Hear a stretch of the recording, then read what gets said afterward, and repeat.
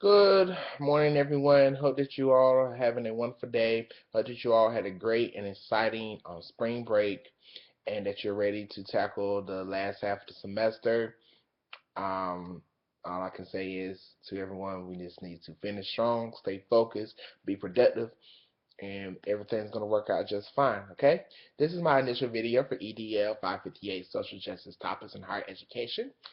Sorry for the delay. Um, in this video, I will be discussing Module 4, particular area, share some of my experiences and a discussion of the readings, and that's going to be it. So without further ado, if you're ready, I'm ready. Here we go. Um, in this video, in this module, one particular area that I saw within the readings that can somewhat to relate to in terms of education experiences is the ageism as well as the adultism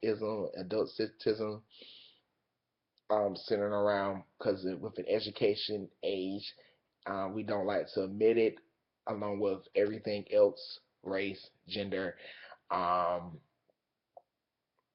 sexual orientation, religion. Age is like that invisible little elephant in the room that we just don't like to talk about, or we just don't really acknowledge because sometimes it's not a factor, but within reality, especially within our young adolescent days, it does. So when we're dealing with ageism, according to the video, we're dealing with the prejudice of or discrimination on the basis of a person's age. When it comes to adult citizenship, within the video, use is the thinking or acting from the perspective of adults without considering the perspectives of children and youth.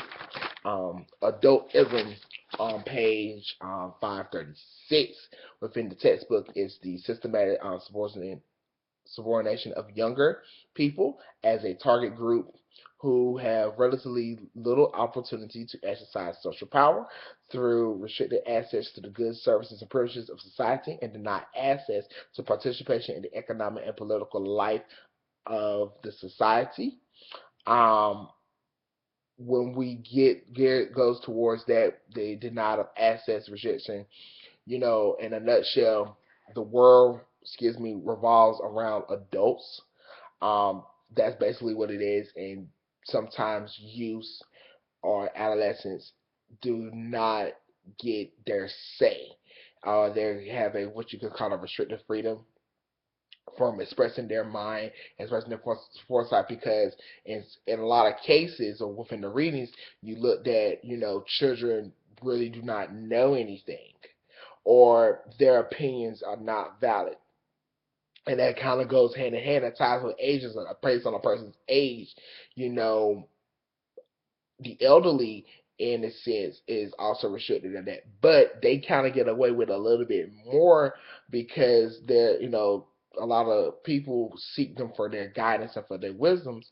But when vice versa, when you're a youth, within that adolescent age, they do not really seek your opinions like that. They feel as though every decision adult makes is the proper and right decision for that student when it comes to education, when it comes to living areas, even down to the foresight within the video discuss a person's simple ability to use playground equipment. I mean, every decision an adult makes is supposed to be the proper for a child, and it's very interesting to see that because within education, that was always the strong fact that we was taught to be disciplined. We were taught to be focused and able. We're also, if we get a bad grade on a test, it's not the teacher's fault. It's our fault. If we mess up in school, it's our fault. But then, the teacher's word is supreme as overview. Overall, the final say so. When it comes to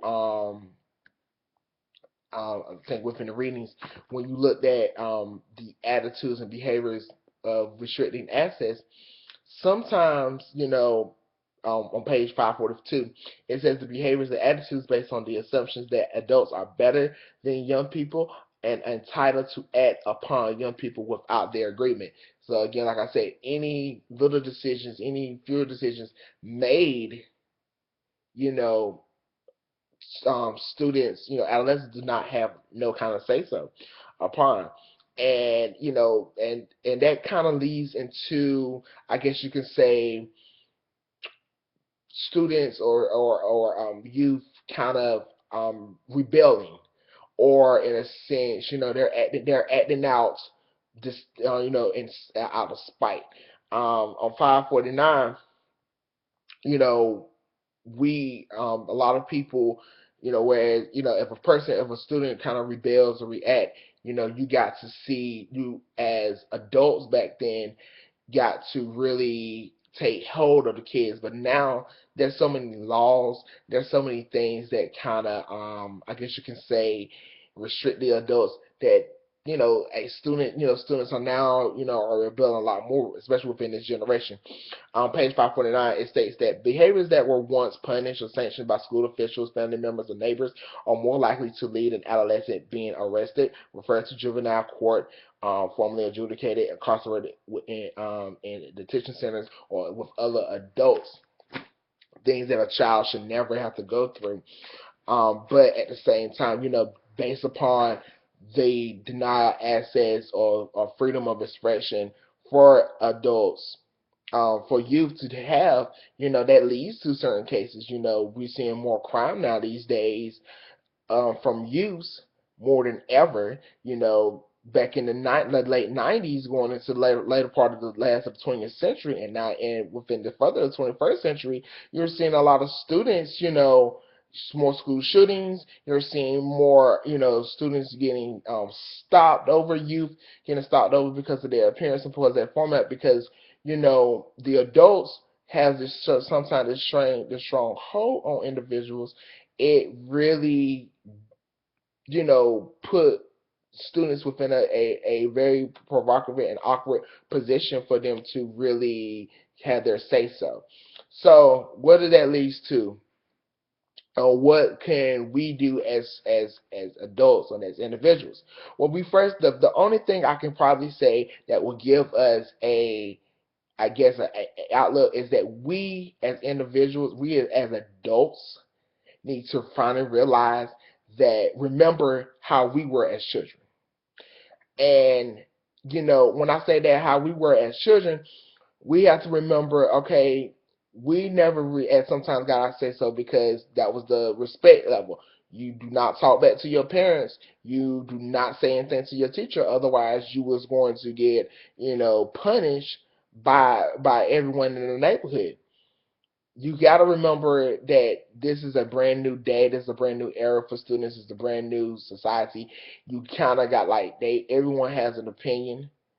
You treat the child Don't treat the child on the same level as an adult, but treat them as they do have a voice and they do have a sense of within their opinions about certain issues, because that's what we're teaching them. We're teaching them to be proper adults, and we're teaching them to be a proper standpoint.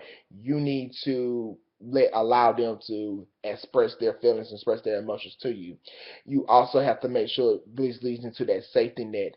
You have to support them in every endeavor. We have to support them in every factor, and always sometimes realize that it's not the student fault. There's always every side to the story. We as adults, we always want to take the side of the adult, but at some points, it's always the side of children, and they are telling the truth.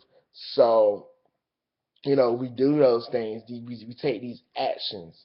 I think, we will kind of decrease some of the crime. We may decrease a lot of things, and hopefully, a child can be able to express themselves in a more positive standpoint, and they won't be considered to be frustrated adults, and kind of break that cycle process, that goes back into the cycle of socialization exactly the same kind of way. So I think that's it. Thank you so much for listening. Sorry that my video is really long, but that's where I felt. Look forward to hearing from you all. See y'all in class very, very soon. Talk to you soon.